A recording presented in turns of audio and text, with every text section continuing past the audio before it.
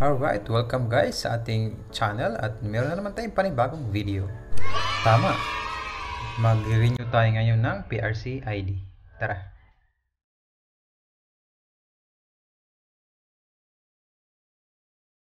Good day! At sa ating video ngayon ay subukan natin mag-renew ng PRC license.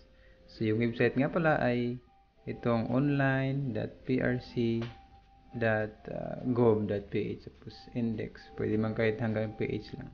Pwede rin nyo pong lagyan ng online 2. Actually, gumagana din tong online 2. Enter.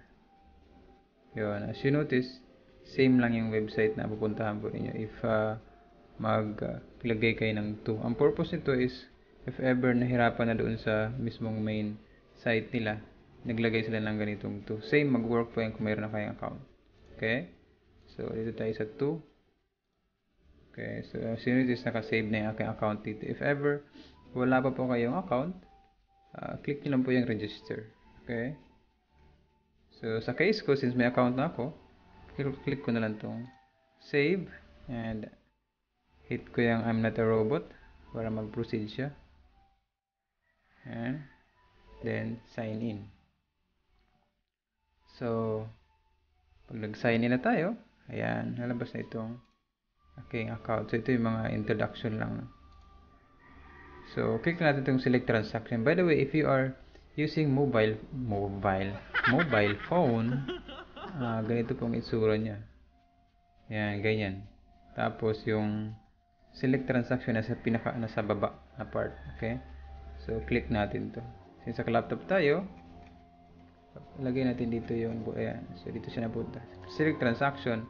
Of course, since renewal tayo ngayon, click natin itong renewal. So, it's just advisory lang ito sa mga repeaters. So, basahin nyo na lang. Proceed. So, click natin itong renewal. Then, select natin yung profession. Of course, professional teacher. At natin yung, ayan. Pag nalagay dyan, yung PRC ID. So, dapat na-ready nyo na po yung PRC ID ninyo. So, sa aking case, andito na siya. Ayan. So, i-type ko na lang, no? Alright. So,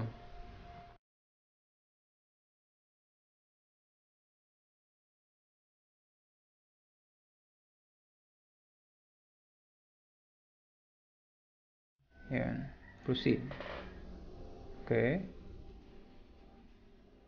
Tayo natin.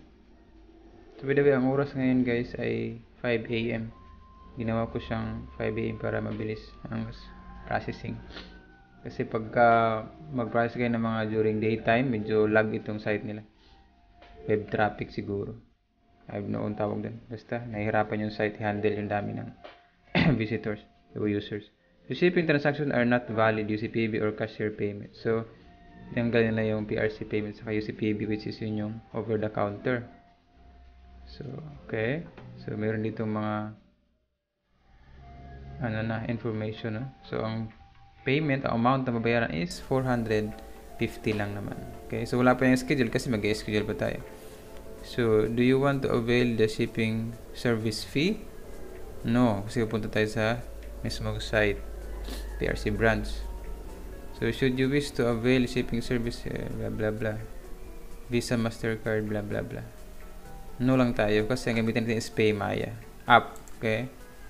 So, hanapin natin dito saan tayong branch, mag-appoint. So, of course, dito tayo sa Region 4. Since nandito tayo sa Cavite, Silang.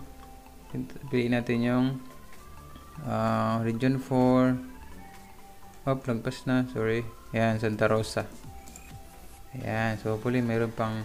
So, as you notice, mayroon agad dito sa gilid. Naglagay siya ng available schedule is April 8. So, ibig sabihin, prior to that date, puno na. Yung mga dates dito sa bababa, March, wala na yan kasi yan yung binigay niya.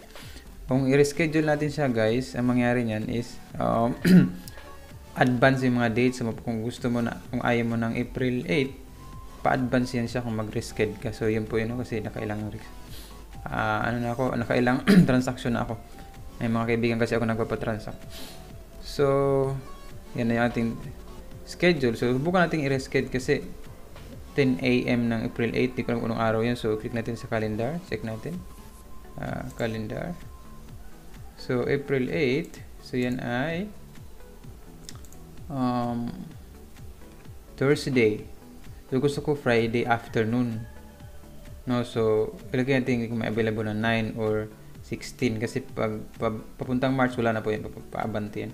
So April ba't January pa ito? Ay, tama. April 2021. So either 16 or 9. So mamili tayo dyan kasi yun yung gusto kong dates, no? 9, 16 or 23. Okay, so click natin itong reschedule. Yun. So select natin. Ayun. So as you notice, so 9 wala rin, puro na rin. So 13 na lang tayo. April 13.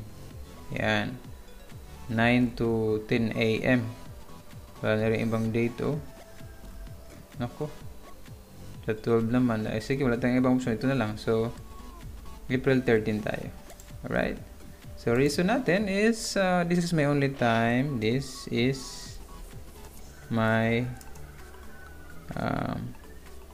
free time. Yun lang.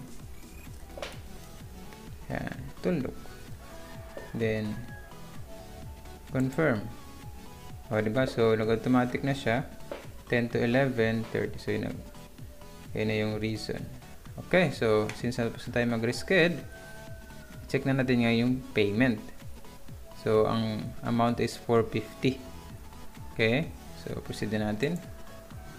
So ngayon, ito yung mga option ng pagbabayaran, no? Mayroon Paymaya Visa Card. Kung meron kayong Visa Card na Paymaya, ito yung piliin nyo. Paymaya app. So mayroong fee na 8 pesos. Pero si cashier, I don't know if nag-work yan, pero sabi doon kanina is hindi na daw sabi. So para sure, dito tayo. Paymaya app, no? Ito yung pipiliin natin. So sa case ko, ngayon wala pang laman yung aking Paymaya. So mahirap kasi mag-proceed dito nang walang laman ng Paymaya. So lagyan natin muna ng laman yung ating Paymaya. So ang gagawin ko ngayon, punta ako sa aking phone. Ayan, dito yung aking phone sa gilid.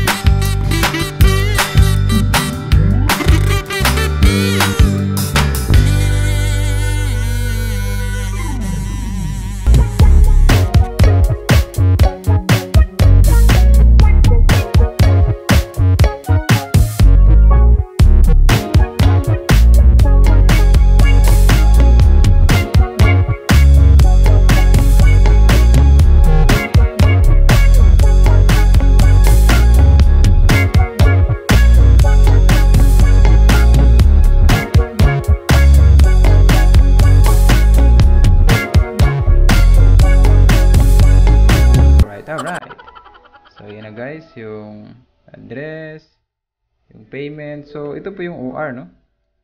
So, automatic na sa merong receipt number. Ayan. Sa mga tatanong, yan na po yung lahat-lahat. Diyan na rin yung appointment. Yung date. So, automatic na agad siya. So, pipirmahan nyo na lang yan. Okay, so yun guys. I hope nakatulong itong video na ito sa inyo. Kung mayroon kayong tanong, huwag kalimutan mag-comment sa baba at subscribe na rin para ma-notify ka kung mayroon tayong bagong video. Thank you for watching. Bye-bye. Control.